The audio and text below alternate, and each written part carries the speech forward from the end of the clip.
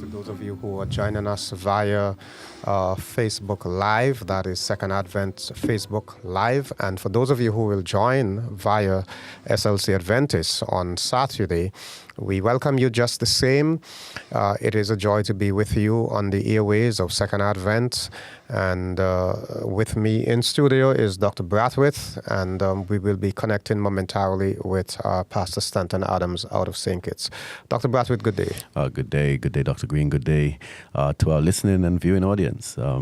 What a wonderful day it is. I trust that God has been really good to you, and the discussion has been so very exciting and intriguing that I just can't wait to get into it. Remember to call somebody and remind them that Marriage Encounter is on, and have them join as we proceed today. That's right. We are going to begin with a word of prayer, shall we? Eternal Father, be with us as we share, discuss, as we seek to present information that will, if followed, help to build stronger relationships. Grant us your wisdom as we share today in Jesus' name. Amen. Amen. We have been discussing this topic, Dr. Braithwaite, for the past several weeks. The general topic, we are talking about the boundaries in marriage, but specifically we are looking at the whole matter of how we deal with this issue of owning our own faults, you may say, Right. how we relate to our own imperfections. It is important that we do this, and we do this well. Right, so we're basically setting boundaries on ourselves, certain aspects, maybe the growth areas where we need to probably strengthen, setting boundaries on those areas so that we can improve, so that we can at least recognize and appreciate and accept them, and then work on strengthening those areas. And today we want to continue that discussion. We have covered things such as our tendency to play God, the whole matter of denial, withdrawing from relationships, and irresponsibility. And today we want to go to this matter of self-centeredness. Now, this is an important area. Self-centeredness. It is said that perhaps as human beings, this is one of our biggest struggles, because we like to satisfy ourselves. We like to be happy. We like to look out for our own interests. Somebody says, if you don't look out for your own interests, who will? So the matter of making sure that you are okay. You know, I was preparing for today, and a particular statement caught my attention, Dr. Braithwaite, and that is to say that we sometimes are tempted to believe that the sun rises and sets on us only, nobody else. Yes, very, very, very intriguing, powerful statement, and it really speaks to the whole concept of self-centeredness, and sort of in the minds of some people, even though they may not say it. And maybe they're not even aware of it sometimes, Doc, but they operate as though, everything revolves around them. That sense of self-centeredness or selfishness is very destructive for relationships. Indeed, very indeed. Yes. So what we sometimes say to individuals, Dr. Braithwaite, is that we, in a marriage, it's not about me. It's about us. We have to learn to give priority to the marriage, and I'm hoping that Pastor Adams joins us. Yeah. It looks like he is with us now. Pastor Adams, how are you over in St. Kitts? Good morning, very good morning. Just had some nice little raindrops coming down. You have the blessings of both sunshine and rain. Well, you need to send some of the rain over here, man. We really do need it. Yeah, we're talking about, we're continuing this matter of setting boundaries on our own selves, and we're looking at the matter of self-centeredness. And I was sharing with Dr. Braithwaite that this is one of our greatest challenges as human beings. We like to focus on self. We like this idea of thinking more of ourselves, satisfying our own than the other person. But when you're in a marriage, it's really about us and not about me. Yeah, certainly your vocabulary has to change. It is not my enemy, it is our business, our house, our whatever is, your vocabulary have to change. There has to be a real mental shift in that thing, because well, we did cover that earlier. I think the author Claude Thompson did mention how sin has really messed us up. And so this obsession with self is always going to be a problem. But when love is operating at its highest, or what is maturest level, it is always concerned about the highest good of the other person. And that is the principle in Scripture, preferring the other. It is God. I'm talking to Christian marriage concept. It is God, the other, and then myself. People think, well, but if both, well, people say, well, if that happens, then I might not be getting. But no, if both persons are operating from that polarity, then both persons will be both giving and receiving. So if both persons decide that I'm going to give, what is it that I can give? And both persons operate from that polarity, then both persons will be giving and receiving. Dr. Braithwaite, there are some couples that I have encountered who would say outright, if I put my spouse's interest above mine, I'm very sure I'm not going to have any of my interests satisfied at all. How do you react to that? Well, I mean, it presupposes that the individual is only concerned about themselves. And, in a relationship, as Pastor Adams mentioned, the vocabulary does have to change. You have to think differently. There's a very powerful statement here that Cloud and Townsend make. And the statement suggests self-absorbed people often attempt to live as a single person within a marriage, thinking they can get what is important to them and still still pull off the relationship. And that speaks very significantly to the challenge, Doc. When a person thinks only of themselves, I say to people, if you are planning to operate like a single person in a marriage, you may as well just remain single, all right? Because once you choose to get married, you are inviting somebody into your life, into your experience, into your space, into your finances, into your bedroom, into your bed, into your kitchen. You're inviting that person into every aspect of your life, and you cannot choose to get married and remain so self-absorbed. As I like to share the joke, Doc, that the young lady drank the Vitamalt that was in the fridge, and when the husband came home, he said, "Who drank the Vitamalt from my side of the fridge?" It cannot work. Being single-minded, doesn't work in a marriage. That's very interesting indeed. So it's my side of the fridge versus your side of the fridge. And yes, there's another because you see, the selfishness permeates every aspect of the marriage. I'm just thinking about, like, what if there's a disagreement or a conflict when both persons have to come together? Who will take responsibility?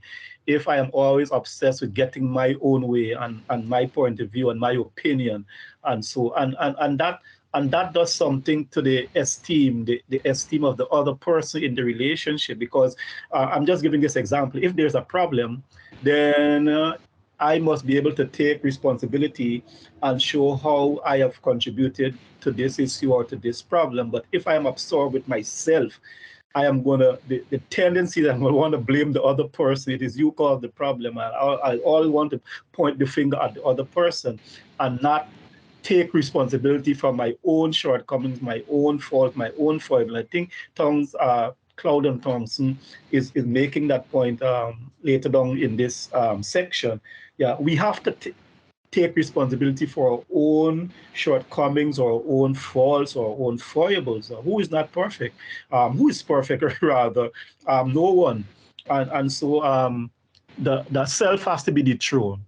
And that is when we are, if we are obsessed with self, we cannot behave accountable and responsible in the relationship, and that is required in a mature married relationship. If self is not dethroned, we can't be accountable and responsible. I want to jump in here with something you mentioned a little earlier, and that is the whole concept of looking to satisfy the other's need. When you mention the tripartite approach, where it is God, it is others, in this case your spouse, and then you.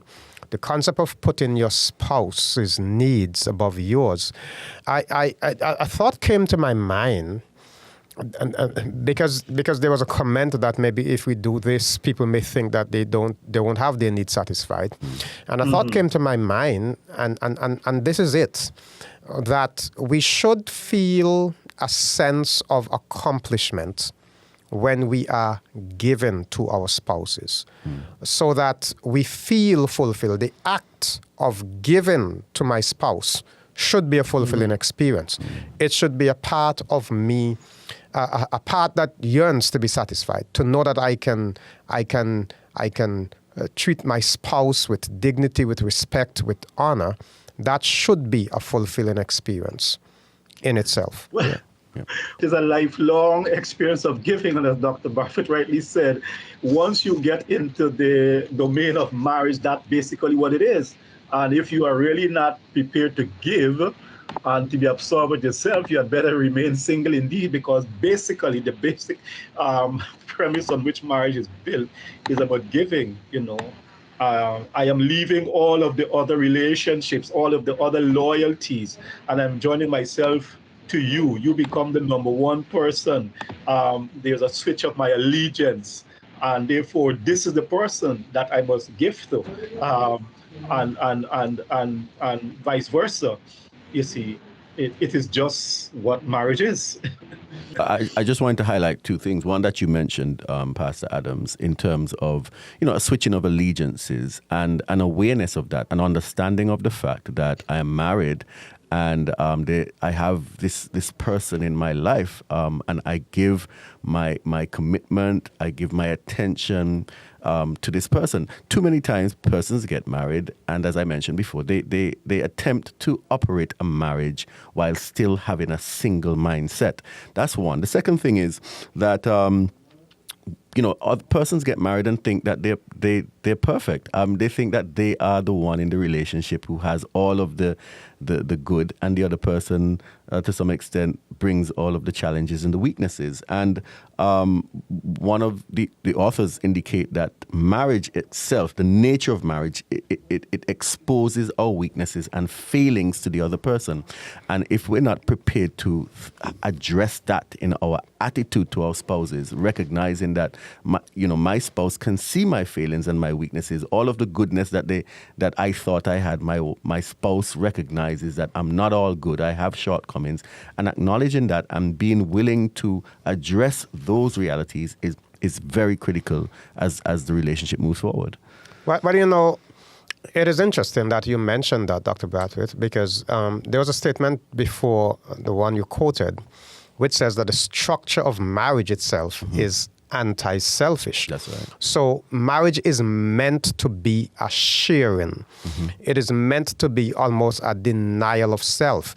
And what a challenge, because a lot of folks go into marriage because they want.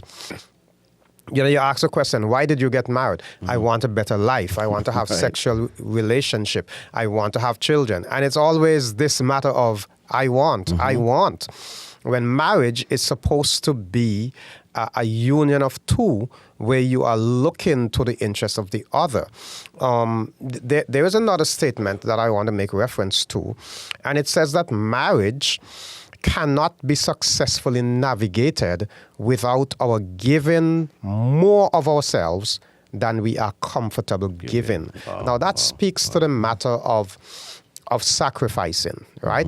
We get to that point where we are giving more of ourselves than we are comfortable giving. That's interesting. Well, giving more of yourself than you're comfortable giving, just saying it almost makes you feel uncomfortable. But that's the reality. As I mentioned earlier, you got married, you decided to get married, and you've chosen to invite this person into your space. So now you are expected to share. You are expected to give. You're expected to connect, communicate, to be emotional, to be vulnerable. All of the the things that the passage in Genesis speaks to, Doc, when it says that Adam and Eve were both in the garden. They were naked and they were not ashamed. Not physical nakedness particularly, but emotional transparency. And that is where an individual gives to the point at times when you may feel vulnerable. The author says uncomfortable, but it's the same concept that you are willing to share yourself with the other person, all of you, so that you can build the type of intimacy that can give a relationship longevity. Mm-hmm. Always the question, well, how do I get out of this temptation to always want to satisfy myself? How do I grow in a relationship? How do I move from the self-centeredness that consumes my attention, which is destructive for the marriage, to being more other focus? And there are a few suggestions that Town and that Cloud and Towson shared that I find rather very inspiring. And one of them is that you can ask your spouse to tell you when he doesn't feel that things are mutual between the two of you, or when he thinks he has to constantly see reality your way. Now, that could be he or she. When one partner feels that it always has to be my other partner's perspective, other partner's point of view. So you feel as though you're always following. You feel as though you are in the relationship, but your opinion does not count, that your ideas are never taken on board. It is all, even when sometimes they're requested, they're pushed aside. You know, so you have to make an effort to when you ask your spouse to be open with you, to be honest with you, share. And when your spouse feeds back to you, sometimes you have a challenge with that. Well, we have to learn to discipline ourselves to say, okay, if that's how you see me, then probably that's how I am. Right. And this is a surprisingly prevalent in relationships where persons do have that sense that, you know, their contributions are not extremely valuable or necessary in the context of a relationship. And it's something that we have to really guard against, practicing to be aware, to enter, as it were, into the feelings of the other person, to understand and to take it from their perspective, and recognize that, in a relationship, you do have to share. Your perspective cannot always be the perspective that has to be acted upon. But in the context of a relationship, you can share that opportunity and allow the perspective of your spouse to also take center stage, right? So I think that's really, really critical and important. If we can move forward to the next one, in terms of helping us to overcome our self-centeredness. Learn to let go of the demand to be perfect or special, accept instead being loved for the real you, warts and all of your imperfections, right? So the need. Some persons tend to think that, I have to get everything right, everything perfect all the time. I'm the one that everybody looks up to, so I have to always make it straight. I'm on this pedestal, everybody's looking, and I gotta represent well. But you're a human being. We are human beings. Husband, wife, you're human beings. You have your shortcomings, your failures, your weaknesses, and warts and scars. And you really want your spouse to accept you just the way you are. You don't have to put on a show. You don't have to pretend with your spouse. You can be just you. And the prayer is that your spouse will accept you just the way you are. Well, let's cross over to Pastor Adam, see if he's there. Okay. Yes. Are you hearing me now? Definitely. Yes. Definitely. Yeah, that's the point I was making, that Dr. Braithwaite was just establishing there. And that is only possible, I think when I came on for the very first time on this broadcast, I mentioned the reasons why people get married. And if you get married for the wrong reasons, then that is not possible. But if you get married for the right reason, which is really to glorify God, number one, and you have to be absolutely sure that it is love. And when we talk about love in this context, we're talking about love at all four levels. And so when agape love is operating, it is not concerned so much about the shortfall, the shortcomings, and all of that in the other person. It is not conditional. I still love you in spite of. That is when agape love is operating. Remember, we have agape love, we have filial, we have eros, we have storge, but all four of these are present in the relationship, in the marriage, but they have the different times of expression. They have the different time of expression. And I was going back to make the point when I got dropped out, is that if that self is not dethroned, then it forces the other person to kind of withdraw, because all of these sections that we have discussed are linked, to kind of withdraw. It forces them to even get silent in the relationship. And something that is very crucial, it kind of destroys the self-worth, the self-esteem of the other person, because if I cannot share my opinion, my point of view, how I see this thing, I must only listen to you, and what you say goes, and you must only have your own way, then it does affect the emotional state and even the mental health of the other person in the relationship with you. And I want to say also that you cannot come to the level of maturity that you are supposed to go at if self is not dethroned. You cannot grow in the relationship. I have had to let some things go in order to help me to grow in the relationship. And the best person to help you to grow and mature is your other self. I think, Pastor Adams, in the relationship with you. If I may just jump in here, because this point that we are discussing here is not just important, it's crucial. It is going to require the cooperation of both. We have to see ourselves as partners. We have to see ourselves as team players. We are on the same side. And sometimes you may be in a position where your perspective allows you to see that your spouse is running offside.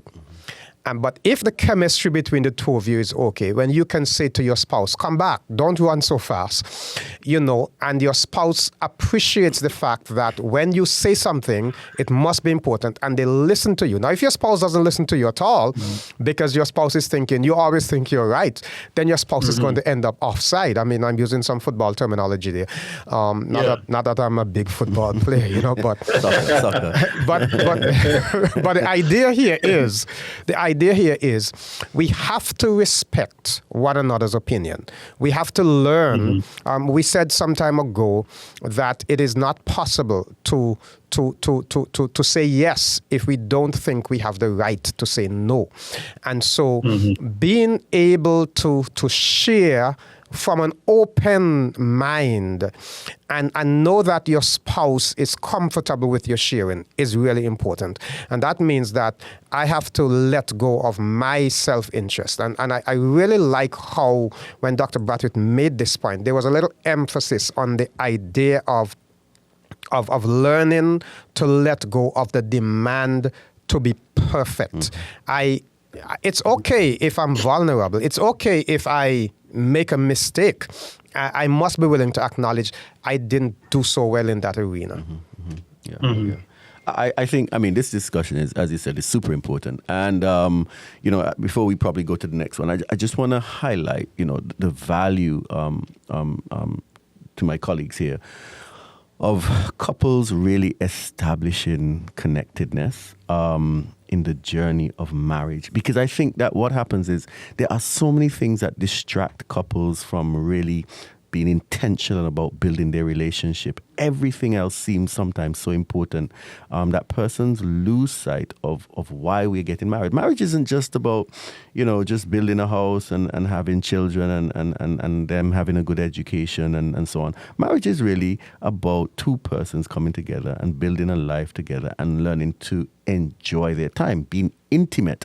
And why I'm making this point, Doc, is because you highlighted in your presentation just a moment ago the fact that individuals often as they attempt to, as it were, protect themselves. They create these barriers by putting up these walls because they do not want the spouse to see their imperfections, or they do not want their spouse to question too much about what's going on with them. They haven't gotten to the point where they can be truly themselves in the relationship. And for me, it destroys intimacy, it destroys connectedness, and people grow apart every single day, not even realizing that that's what we're doing. Every time you say to your spouse, or you refuse or refrain to answer your spouse when he or she asks a question that's a little deeper, asks maybe for how you felt about something, and you refuse, thinking that you're protecting yourself, you're really opening the door to grow apart. It really is true that we can only do so much in half an hour because in reality we only have about 2 more minutes. Well, that requires a lot of trust. What Dr. Braithwaite just said. But trust is a subset of love. Love is a composite of several ingredients, and trust is one of them. So that I trust you with my vulnerability. I trust you with my shortcomings. You are the best person that I must make myself vulnerable to, because you're not going to use that against me. You're not going to hurt me because I expose my vulnerability, my weakness. That's the best person, because you are the one. And I just wanted to say that the work of marriage, as Dr. Braithwaite was saying, people find that marriage is about home and getting on with education and children and all of these kind of things. Those are the blessings of marriage. We can't mix up the blessings of marriage as opposed to the reason for marriage. And that is definitely a growth in intimacy experience when we are talking about the marriage in terms of the relationship. Well, thank you so much, Pastor Adams. We have to stop right there. Our time has expired. If you do have time finished. Yes. Done. If you do have questions, comments, or concerns, please feel free to drop a line to Marriage Encounter at SLC Adventist. That is Marriage Encounter at SLC Adventist. May God bless you. Until next week, same time.